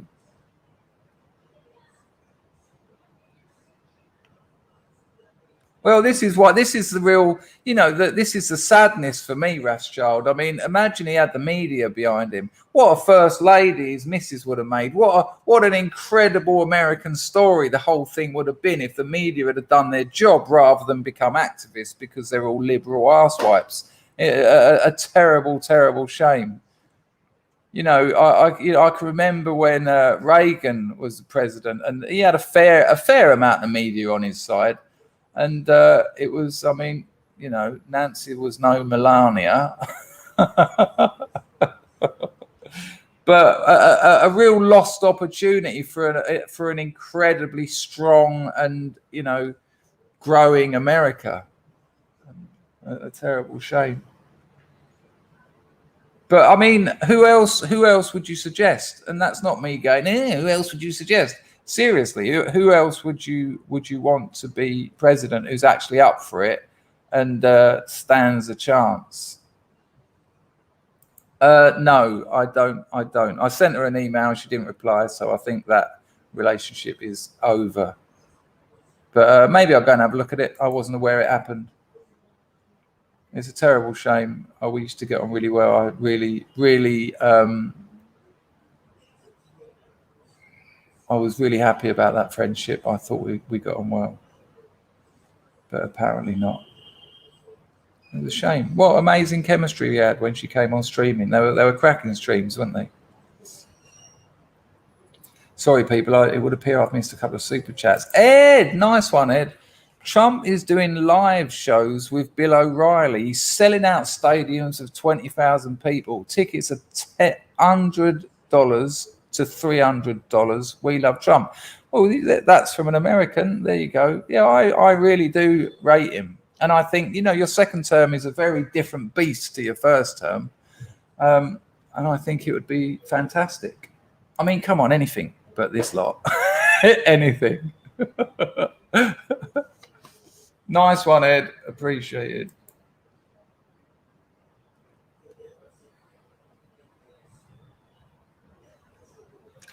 Is that show on? Hello, Tim. Nice to see you, mate.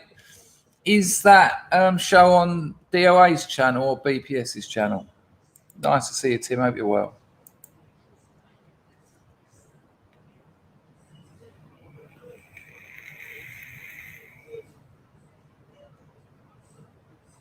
Dual Citizen says Trump let James Fields rot in jail, said nothing about Rittenhouse, compelled good Americans to descend on Washington, and then just walked away, washed his hands of the consequences. Fuck that guy. JC don't like him. JC don't like him. And that's all right. Excuse me, I'll mute it. Sorry, I put a lot of water down there. I put a lot of water down.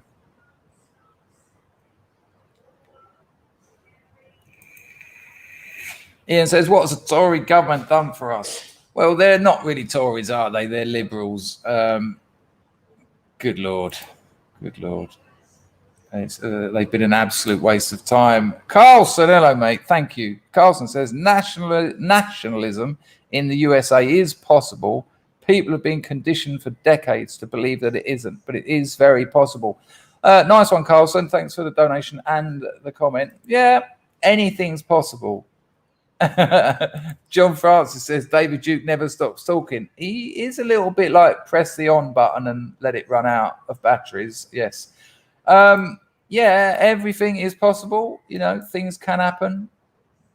And I think I would appreciate such a move, but I can't see it happening over the next 5 or 10 years. I just can't. In Europe either. Well, in Europe, yes, I can actually, but not England, not Britain. But that's, you know, it's I agree actually, JC. I absolutely agree. But yet you still have to work within those confines. And if, like some people were saying the other day, there's no political solution. Well, if there's no political solution, what solutions are there? How are you going to organise that, and how are you going to make that happen? So I do believe in a political solution, and although I agree. However, you know, much like Trotsky's entryism, there are certain things you can do within a rotten enclosure, and I think that has to happen. What, BPS and DOA? I mean, that's what I liked about our friendship. It was just a friendship, you know. I wasn't always. Every time I see her turn up on other streams, it's just men dribbling. It's like, okay, okay. The nearest I got to that was talking to my mate, the aircraft pilot. Well, yes, he emailed me back. I mean, he's got it coming at him from all angles. He's really having a desperate time, and it involves family, children, employment, mortgages, lunatic ex. You know, the geezer's up shit creek without a paddle. But he did apologise for what he said, and he didn't do what he said, basically. So I have heard from him, Steve. I'm sorry, I mentioned it a couple of days ago, so I thought you'd know. Okay, hello, nice to see you, MB Garner. I'll have a little listen later, maybe. I got the missus here, so I sort of want to spend some time with her. Mr. C says Tyson Fury. I like Rand Paul. I really like him.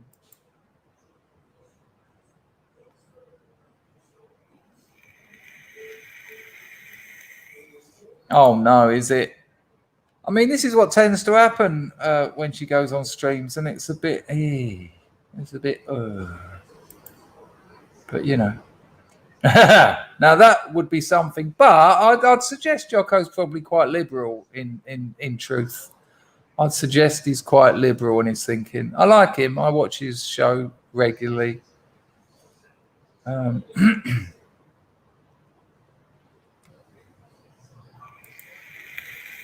Carlson says, the thing is, as the world sees America falling apart, nationalism is rising around the world. Yep, I'd agree with that. That's why the US regime is ramping up propaganda, because it wants for the world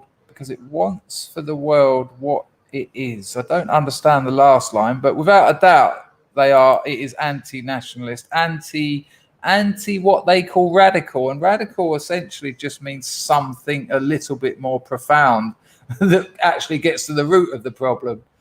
Yeah, I think that's a fair call, Carlson. I absolutely think that's a fair call.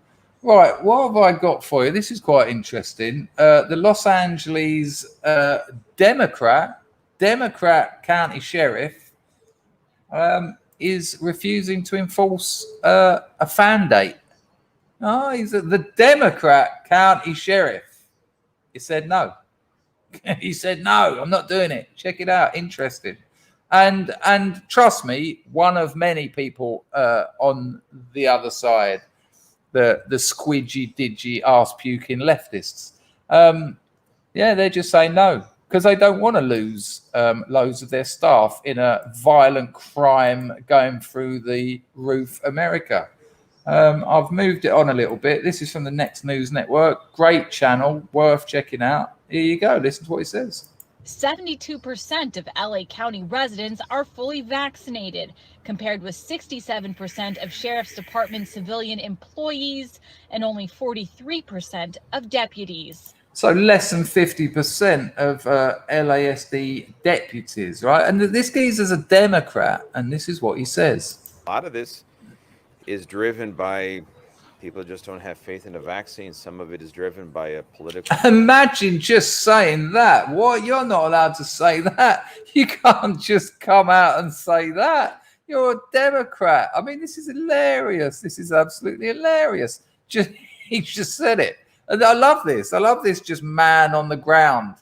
Just, you know, that sort of chain of rank would have come down. He'd have got a mallet on the head for saying that. Some of it is just people don't have faith in them. It's amazing. Isn't it amazing that a little bit of honesty and a little bit of truth, it's almost like, what? You can't say that. We're so unused to it. We've been so confused by this hypnotic cycle of lies that a very basic drop, like a drip of truth, and you're like, what? Hang on, I'm not used to this. Amazing. And only 43% of deputies. A lot of this is driven by people just don't have faith in the vaccine. Some of it is driven by a political ideology. Some of it might be irrational. Some of it, people have a legitimate reasons why they don't trust the vaccine. The sheriff, who is fully vaccinated, previously vowed not to enforce the mandate. Now he says it will result in a mass exodus from the department as employees retire or seek jobs in places without mandates. And there you have it. That's exactly it. Hello, Moslab. Well, I've just been talking about you. People are saying that Trump's not going to be great. I think you had you very much liked the Trump presidency and would like to see another Trump administration. Correct me if I've got that wrong. But this is coming from a Democrat. And after all these gubernatorial elections, and now this, and there's more of these people are just sort of saying, no, don't want to lose all my staff. Don't trust it. Don't believe it. Not going with it. Not playing. And what are they going to do? Fire him? Because if they fire him and replace him with someone who is going to impose it, well, then they're going to lose 57% of their staff. 57%. Not sure if the LA sheriff's deputies can afford that kind of number. Amazing. People just going, no. No, not doing it. Not going to crack on with that. Yeah, a little bit more of the same stuff. This is quite interesting. Where are we? 140. Have a look at this.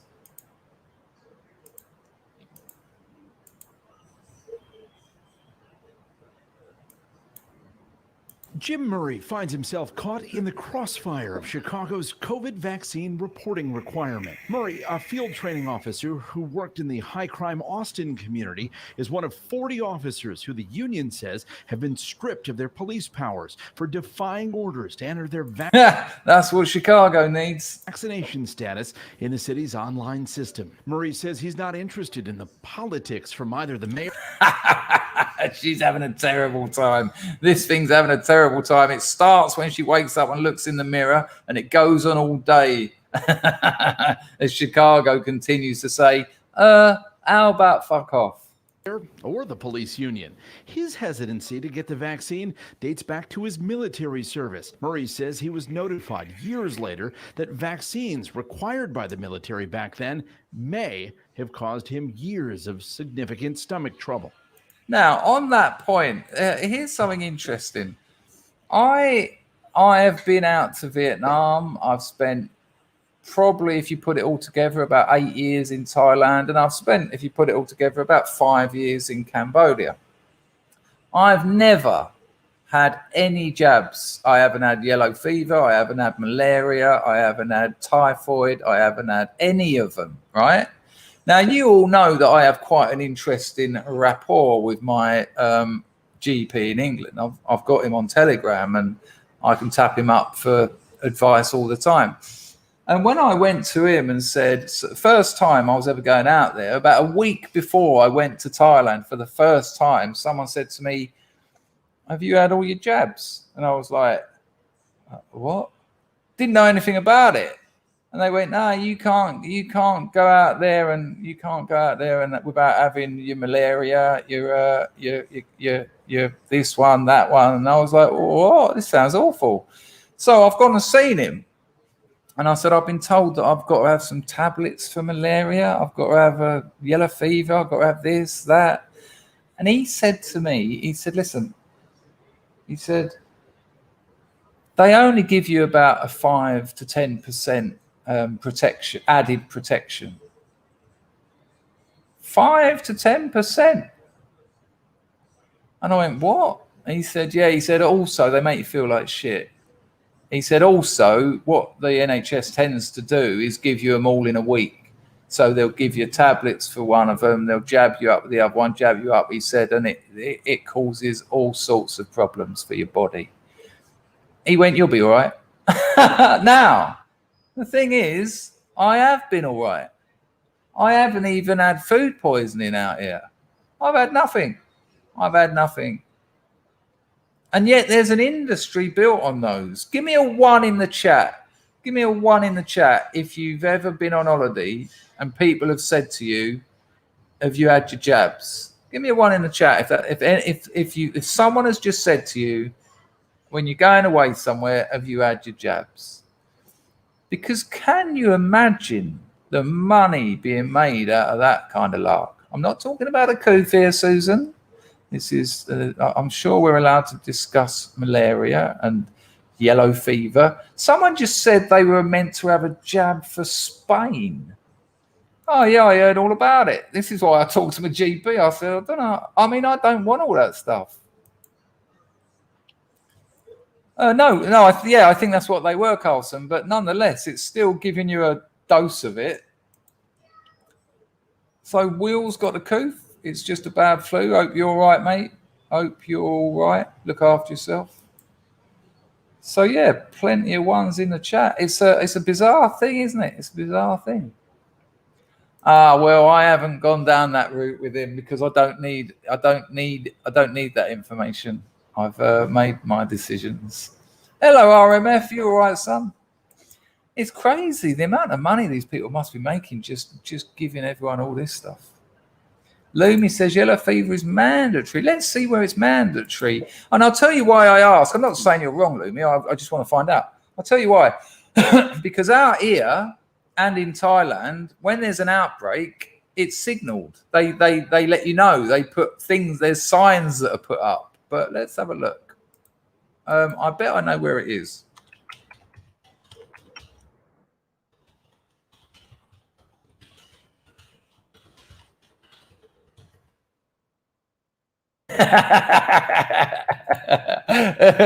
Who didn't see this coming? Ready? Guess where?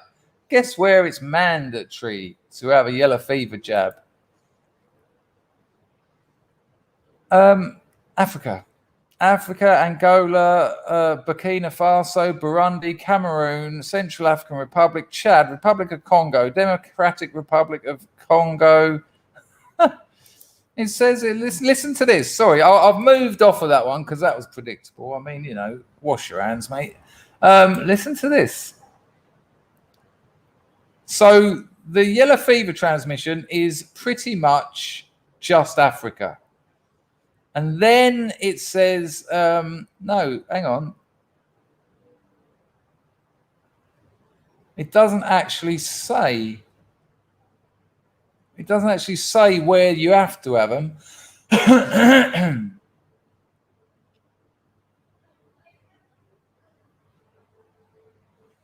It's basically just Africa, as far as I can tell.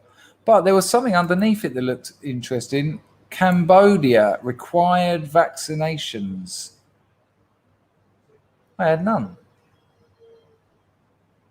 Yeah, I don't trust all this bullshit. I don't trust it. Where is this website? International Association of Medical Assistance to Travelers. Cambodia required vaccinations. Yellow fever. Been out here. I've crossed the border from one country to Cambodia probably about 20 times. Never had it. A yellow fever vaccination certificate is required for travelers 1 year of age or older coming from who are in the airport transit for more than... So you only need a yellow fever one if you're going to Cambodia, if you've been in Africa. And the reason that makes me laugh is because I know the state of Cambodia. And yet even they're saying, no, you're all right. But if you've been to Africa, that's incredible. That's absolutely hilarious. Yeah, there was a couple of other places that are largely of African descent on the list, but I have to be a little bit careful. Hello, Matt D. Good to see you. Kajetal, you're keeping the grift going sweet, but, you know, steady up, son. I will I will look at your messages. Excuse me. Carlson says, I was told by a family member and a friend that I should get jabbed to go to Spain. Pre-coof.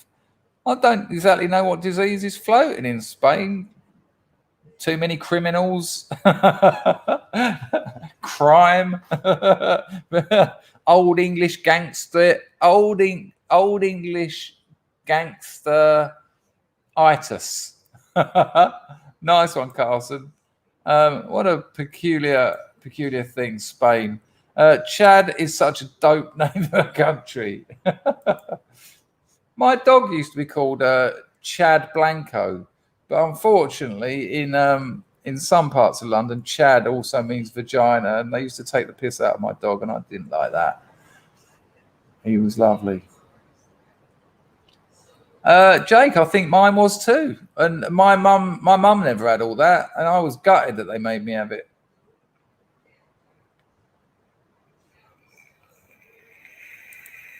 Carlson says, I may as well super chat.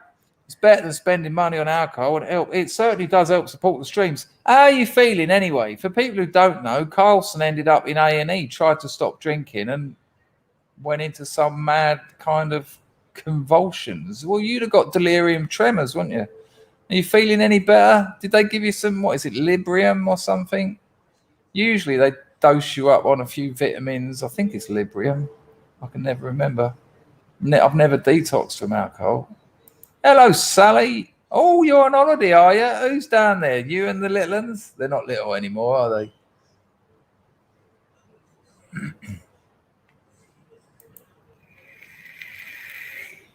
Howard says the largest injection company, the Topical Medical Bureau. That's an interesting and kind of distancing name.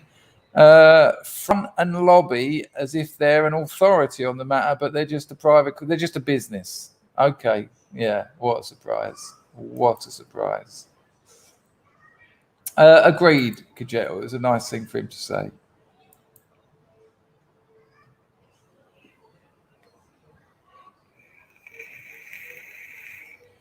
Right, let's get a shot of that off of there. So this is very interesting. Let me see if I can just get it to the right bit. I've got to play 2 bits, so let me remember the timestamp, 3:01.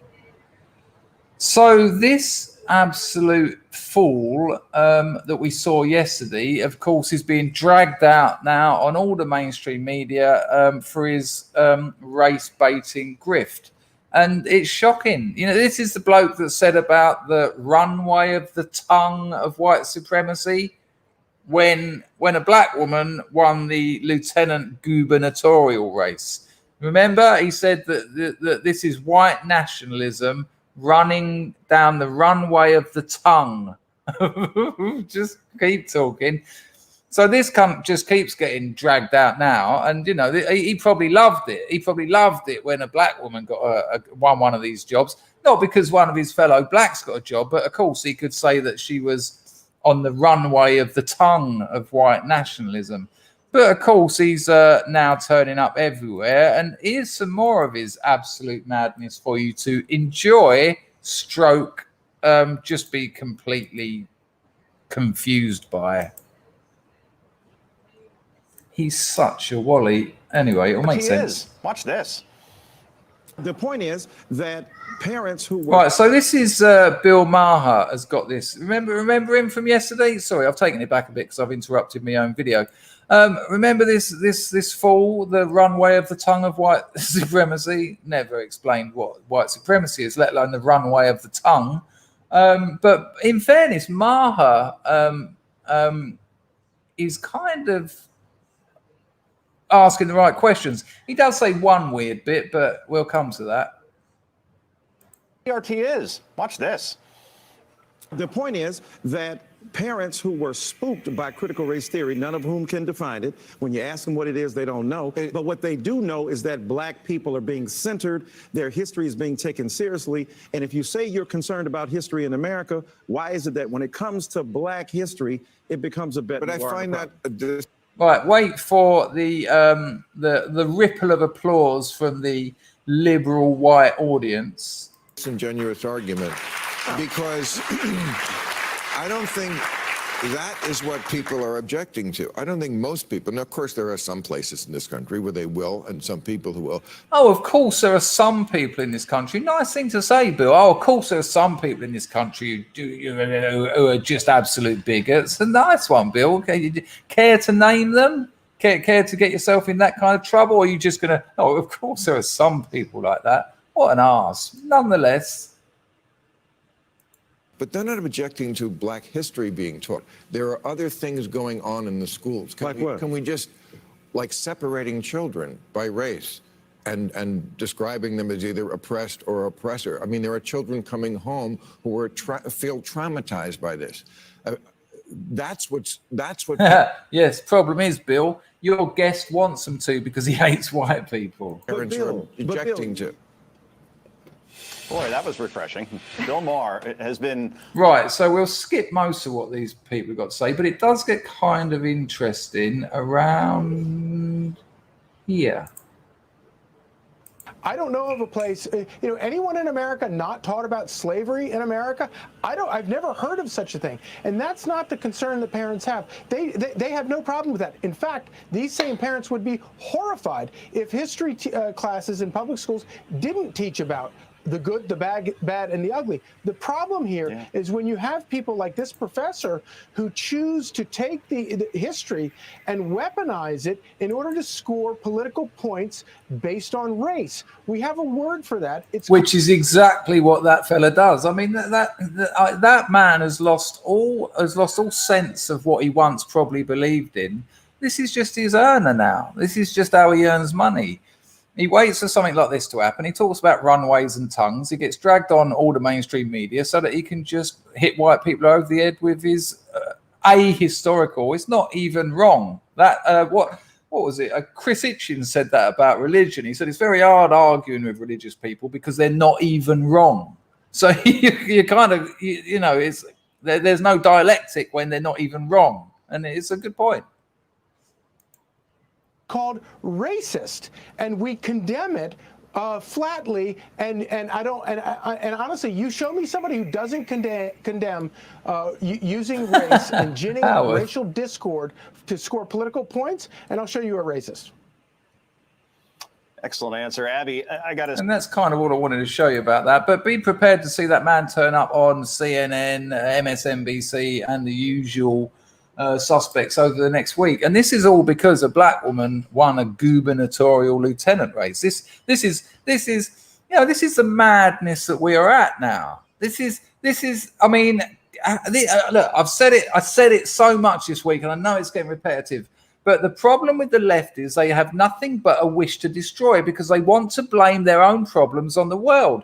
You will never keep them happy. You will never reach a point where where the left will say, "Oh, okay, this is acceptable," because they want the destruction of Western civilization. That's all it's about. This race baiting grifter that is going to be wheeled on to every other fucking left wing legacy media TV show going. Is complaining because a black woman won a gubernatorial lieutenancy. He's now complaining about that. So if a white bloke could have won it, he'd have complained. A black woman has won it, and he's complaining. So what does he want? I'll tell you what he wants: the destruction of America and the overthrowing of white people, their replacement. That's what he wants, and he won't be happy until he's got that. And he'll take that. He'll take that at the cost of America. So he'll have that when America's gone, and it's no longer a superpower. It's no longer the reserve currency of the world. China and the neo-Soviets are running the place. And then he'll go, right, that's better. And he's got one hell of a shitstorm coming at him when he's happy.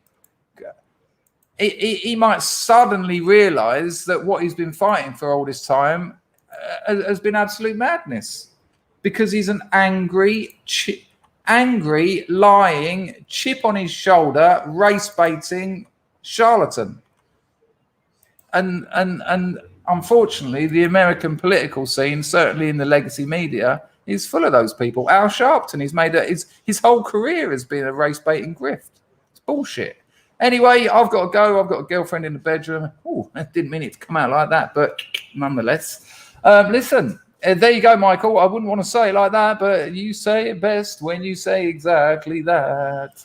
Nice one, JC. Nice one to Rags, JC, and Moslab for looking after the place. Thank you to everyone who donated. Thank you to everyone who joined in the chat. Had some interesting disagreements today, which I'm always up for. I won't see you later, but I will see you tomorrow morning, 8:30 UK time. Look after yourselves. Don't forget to tell the people you love that you love them, because you don't tell them enough. I know that because I am like that. Ta-da! Oh, come on, Mumford. Oh, I might have pressed it wrong. Here we go. Ta-da!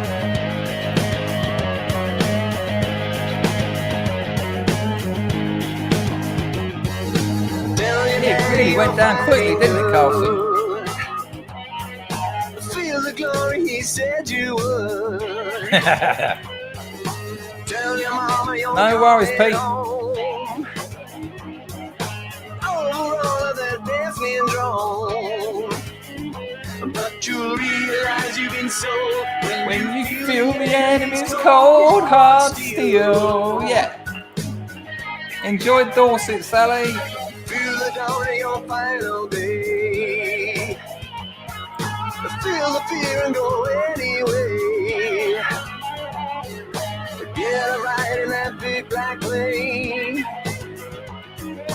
Kill your conscience along your brain. soul when you feel the enemy's cold hard steel. Cause the wheels already been rolled when you feel the enemy's cold hard steel. Oh Lord.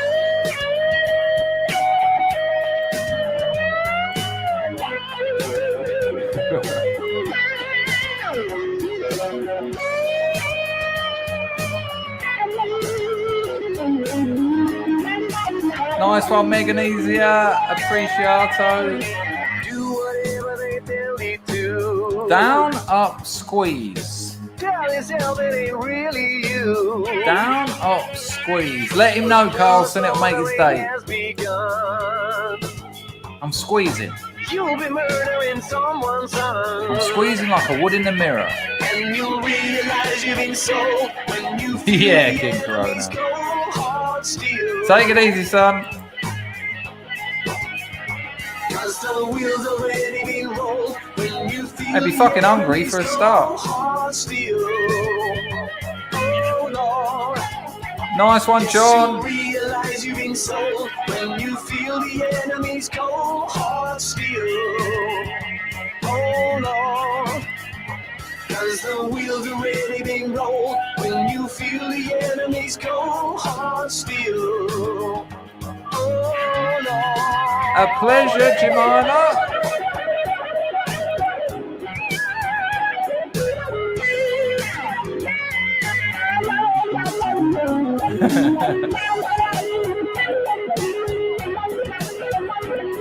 What I meant was she's in the bedroom. That's all I meant.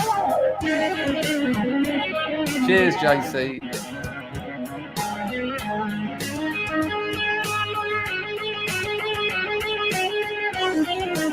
Carlson's on the firm. He's on the firm, on the firm, on the firm. Nice one, Carlson. VC, you're a little bit late, mate. Oh, it's awfully blue, even though I put the lights on.